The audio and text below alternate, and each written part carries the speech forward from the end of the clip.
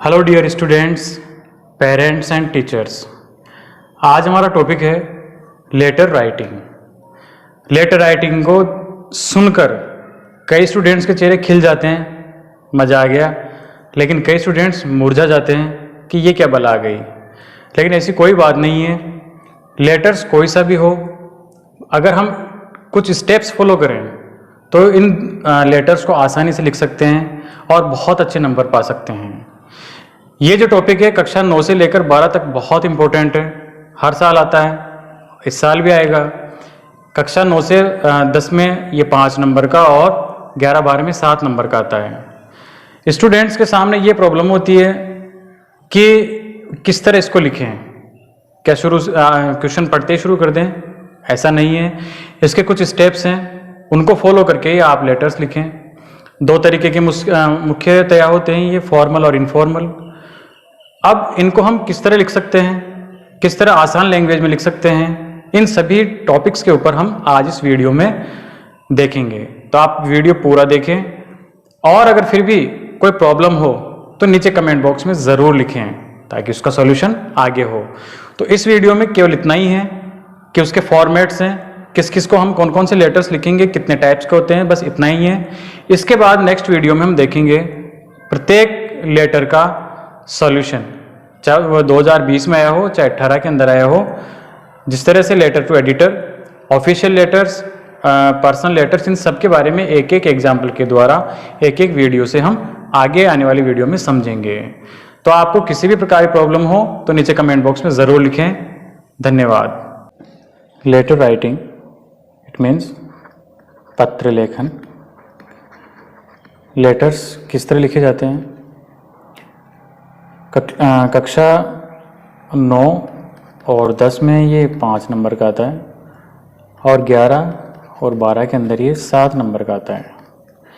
सबसे बढ़िया बात यह है कि इसके अंदर लगभग सभी स्टूडेंट्स नंबर ला सकते हैं अगर इसको थोड़ा सा भी फॉलो कर लें, क्योंकि इसके कुछ पार्ट्स होते हैं, स्टेप्स होते हैं, उन स्टेप्स के अलग अलग नंबर होते हैं और उन्हीं नंबरों के आधार पर ये 5 नंबर और 7 नंबर लाए जा सकते हैं। तो चारों क्लासेस के लिए टॉपिक जो इम्पोर्टेंट है, बात करते हैं हम कि लेटर कितने तरीके से लिखे जाएंगे, कितने तरह के होते हैं। तो मुख्यतया ये 2 तरह के होते हैं, एक होता है फॉर्मल, एक होता है इनफॉर्मल।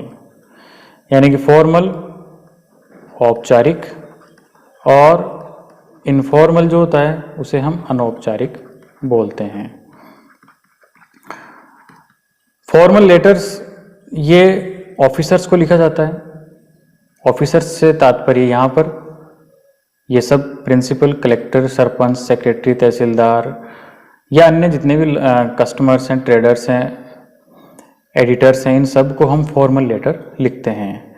इनफॉर्मल लेटर, इसको हम पर्सनल लेटर भी बोलते हैं। ये जो लिखे जाते हैं वो लिखे जाते हैं रिलेटिव्स को और फ्रेंड्स को।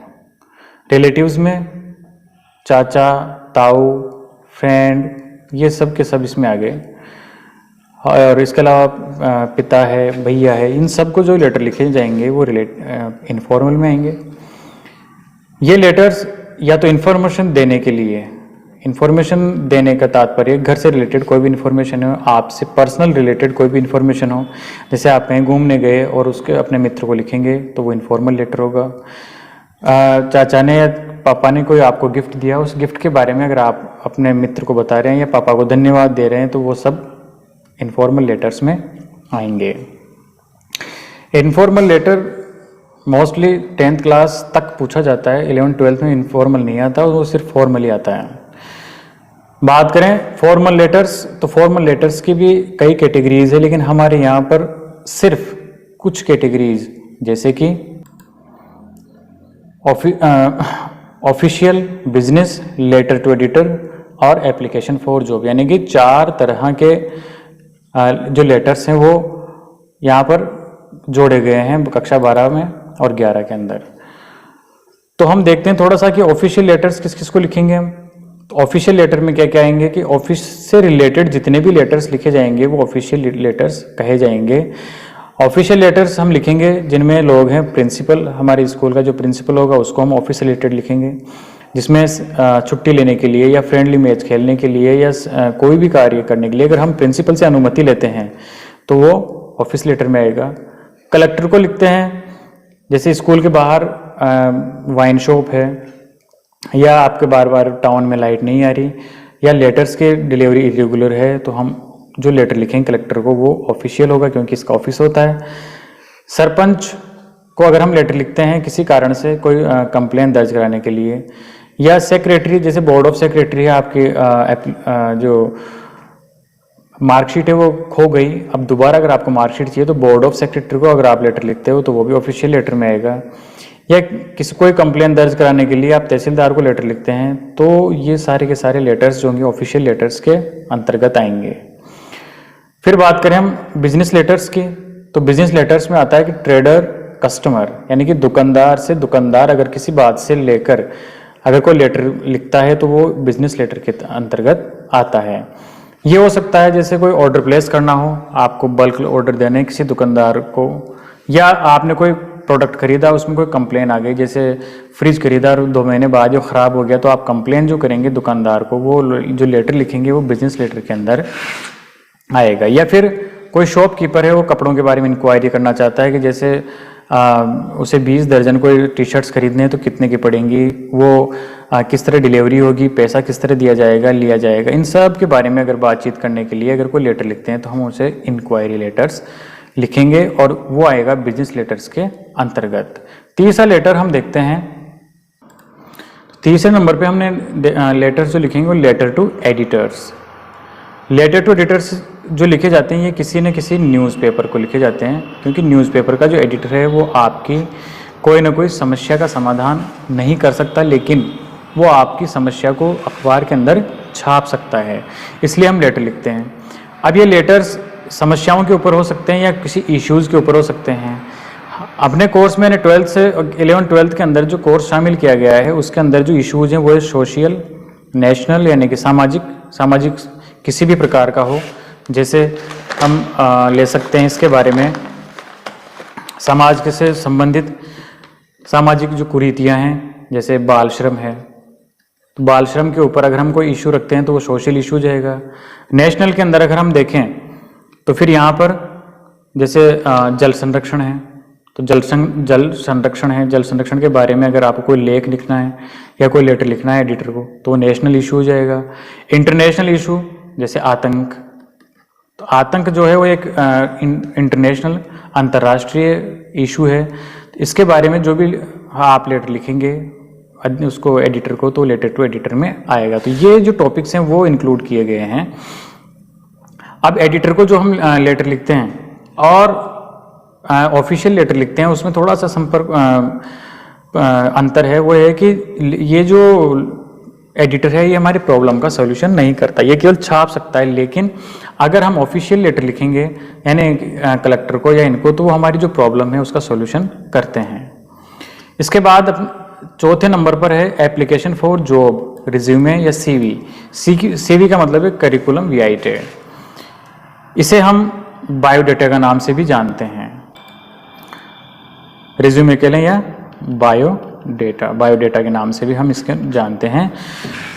तो जब अगर आपको किसी प्रकार की जॉब चाहिए, जॉब के लिए आपने अखबार में विज्ञापन देखा, तो वो जो जिसने विज्ञापन निकाला आप जब उसको एप्लीकेशन लिखेंगे तो वो आएगी एप्लीकेशन फॉर जॉब के तहत।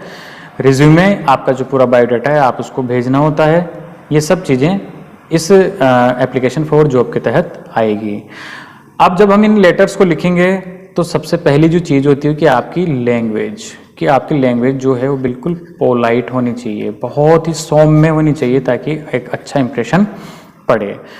तो हमने देखा कि यहाँ पर 4 तरह के लेटर्स 12th में आएंगे और ये चारों लेटर्स के अलावा इनफॉर्मल लेटर्स 10th क्लास में इंक्लूड किए गए हैं।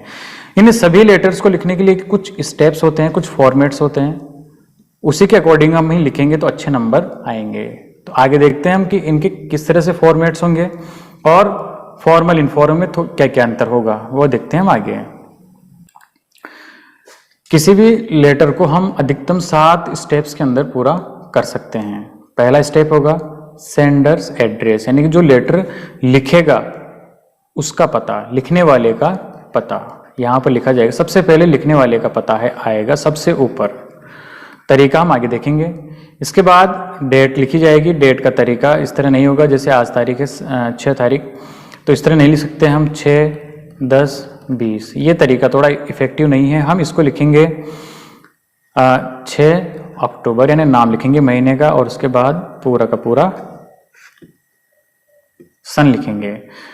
तीसरे नंबर पे हम लिखेंगे रिसीवर्स एड्रेस, यानी कि जिसको हम लेटर लिख रहे हैं उसका पता। जैसे कलेक्टर को लिख रहे हैं तो कलेक्टर का एड्रेस आ जाएगा, सरपंच, तहसीलदार, जिसको भी हम लिख रहे हैं वहां पर आएगा। लेकिन ये चीज इनफॉर्मल लेटर यानी कि पर्सनल लेटर में नहीं लिखी जाएगी, हटा देंगे हम उसको। जैसे हम मित्र को लिख रहे हैं, अपने रिलेटिव को लिखेंगे तो रिसीवर्स एड्रेस नहीं लिखा जाता।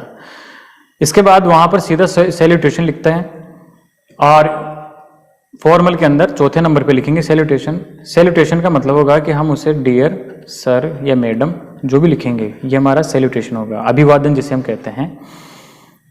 इसके बाद सब्जेक्ट। सब्जेक्ट का मतलब होता है पर्पज। पर्पज क्यों लिख रहे हैं, रीजन क्यों लिख रहे हैं लेटर, वो चीज एक लाइन में या आधी लाइन में, 1.5 लाइन में, जितना में आप लिखें तो हम सब्जेक्ट लिखेंगे। ये इनफॉर्मल लेटर में नहीं लिखा जाएगा, यानी कि इस जगह इनफॉर्मल लेटर यानी मित्र को किसी अपने रिलेटिव को लिखेंगे तो सब्जेक्ट नहीं लिखते। इसके बाद शुरू होती है हमारी बॉडी ऑफ लेटर। पूरा जो लेटर है उसमें जो बॉडी होती है कि हम पूरा डिटेल जो लिखेंगे वो इसमें लिखेंगे और इसके बाद डिटेल लिखने के बाद एंडिंग करेंगे, क्लोजिंग करेंगे। अब योर्स फेथफुल्ली या योर्स सिंसियरली लिखकर और फिर अपना नाम लिख देंगे। तो इतने सारे जो स्टेप्स हैं इनके अलग अलग नंबर होते हैं। जैसे सेंडर्स एड्रेस आप लिखेंगे तो 1 नंबर मिल जाएगा, 7 नंबर का है तो इसके नंबर मिल जाएंगे। सर्वाधिक जो नंबर होंगे बॉडी ऑफ लेटर इसके होंगे। जैसे अगर 7 नंबर का है तो अगर हम इसको 3 भी माने 7 में से तो बाकी इतनी सारी चीज़ों के 4 नंबर मिलेंगे। अगर हम 5 नंबर का पूरा क्वेश्चन आता है तो अगर इसको 2 नंबर का माने बॉडी ऑफ लेटर को तो ये बाकी के 3 नंबर के हो जाएंगे। तो ये प्रत्येक स्टेप के अलग अलग नंबर्स होते हैं। तो स्टूडेंट जिसमें बहुत अच्छे नंबर ला सकते हैं कि अगर उसको बॉडी ऑफ लेटर नहीं आ रहा है तो ये सब चीज़ें भी अगर हम लिखते हैं तो आपको नंबर आना तय है। अब इनके एक एक एग्जाम्पल देखते हैं, फॉर्मल का और इनफॉर्मल का किस तरह से लिखेंगे हम इनको। एग्जाम्पल्स में हम देखते हैं तो क्वेश्चन इसके सबसे पहले देखते हैं क्वेश्चन किस तरह का होगा। पहला क्वेश्चन है you are Abhishek write a letter to the collector. अब यहाँ पर अधिकारी का आ गया नाम कलेक्टर, यानी कि ये ऑफिशियल लेटर लिखा जाएगा। आगे लिखा हुआ है complaining about the irregular supply. Mostly about के बाद हमेशा रीजन लिखा होगा और यही हमारा सब्जेक्ट होता है। दूसरा क्वेश्चन है imagine you are Subhash living in Tonk write a letter to your friend. यहाँ पर लिखा हुआ है साफ साफ फ्रेंड लिखना है, इसका मतलब हमें इनफॉर्मल लेटर लिखना है और एक फॉर्मल लेटर लिखना है। जो कलेक्टर को लिखेंगे फॉर्मल होगा और फ्रेंड को लिखेंगे वो इनफॉर्मल होगा। दोनों में सबसे पहले स्टेप्स की तरफ चलते हैं, कितने स्टेप्स में लिखते हैं हम। तो पहला स्टेप होता है एड्रेस। एड्रेस किसका address, sender's address. It means भेजने वाले का पता। यहाँ पर भेजने वाला कौन है, हम हैं, इसलिए हम भेजने वाले हो गए। तो यहाँ पर हमारा एड्रेस आ गया 123 तिलक नगर टोंक। यहाँ पर भी दोनों में सेम चीज रहेगी। पहला स्टेप यानी कि पहला स्टेप हमारा कंप्लीट होता है। दूसरा स्टेप होता है वो डेट लिखने का। तो यहाँ पर डेट लिखेंगे, यहाँ पर भी दोनों ही फॉर्मल में इनफॉर्मल दोनों में ही हम डेट लिखेंगे। डेट का तरीका पहले तारीख, उसके बाद महीने का नाम और उसके बाद सन। तो ये हो गया हमारा डेट, यानी दूसरा स्टेप हमारा कंप्लीट है। तीसरे स्टेप, अब थर्ड स्टेप में थोड़ा सा चेंजेज है दोनों में, फॉर्मल और इनफॉर्मल में। तो यहाँ पर जो एड्रेस है, अब यहाँ पर एड्रेस है रिसीवर्स, यानी हम इसको लिख रहे हैं तो ये रिसीवर्स एड्रेस हो गया। लेकिन यहाँ पर ऐसा कोई एड्रेस नहीं है, हम डायरेक्ट सैल्यूट कर रहे हैं। तो यहाँ पर जो रिसीवर्स एड्रेस है ये सिर्फ ऑफिशियल लेटर्स में या यूँ कहें फॉर्मल लेटर्स में ही लिखा जाएगा। तो ये एक अंतर हो गया फॉर्मल लेटर और इनफॉर्मल में, कि इसमें रिसीवर्स का एड्रेस आएगा, इसमें रिसीवर एड्रेस नहीं आएगा। इसके बाद बात करते हैं सब्जेक्ट की। तो सब्जेक्ट भी इसमें नहीं लिखा जाएगा, यानी कि इनफॉर्मल लेटर में सब्जेक्ट नहीं आएगा, जबकि हमारे इसमें सब्जेक्ट आएगा। तो ये अगला स्टेप कंप्लीट होता है। इसके बाद सैल्यूटेशन। अब सैल्यूटेशन की बात करें तो यहाँ पर सैल्यूटेशन है डियर फ्रेंड, ये इसका सैल्यूटेशन हो गया, यानी अभिवादन हो गया। मित्र को हम सैल्यूट करेंगे ना, उसका अभिवादन करेंगे डियर फ्रेंड से। और यहाँ पर सर, या तो डियर सर लिख दें या सर लिख दें, चलेगा। तो ये इसका अभिवादन हो गया फॉर्मल लेटर में। इसके बाद ये हो गया बॉडी ऑफ लेटर, ये उसका बॉडी हो गया। इसमें हम डिटेल में लिख रखे हैं कि वहाँ पर क्वेश्चन देखते हैं। क्वेश्चंस में था कि इरेगुलर इलेक्ट्रिसिटी है, तो यहाँ पर हमने लिख दिया कि आई वांट टू ड्रा, कि मैं आपका ध्यान इस ओर आकृष्ट करना चाहता हूँ कि हमारी जो लोकेलिटी है उसमें लोग हैं वो इरेगुलर सप्लाई इलेक्ट्रिसिटी, यानी कि लाइट की, इलेक्ट्रिसिटी, बिजली की जो सप्लाई है लगातार नहीं आती, इस वजह से परेशान हैं। एग्ज़ाम्स आ रहे एट द हैंड, और एट द हैंड का मतलब पास में है, तो बच्चों के एग्ज़ाम्स हैं बिल्कुल पास में हैं, इसलिए वो ढंग से पढ़ाई नहीं कर पाते हैं। कैंडल लाइट एंड मोमबत्ती जलाकर पढ़ाई करते हैं। They are unable to study proper way, वो ढंग से पढ़ाई नहीं कर पा रहे हैं, इसलिए उनका जो भविष्य है वो किस में है, अंधकार में है। ये हमने कारण लिख दिया।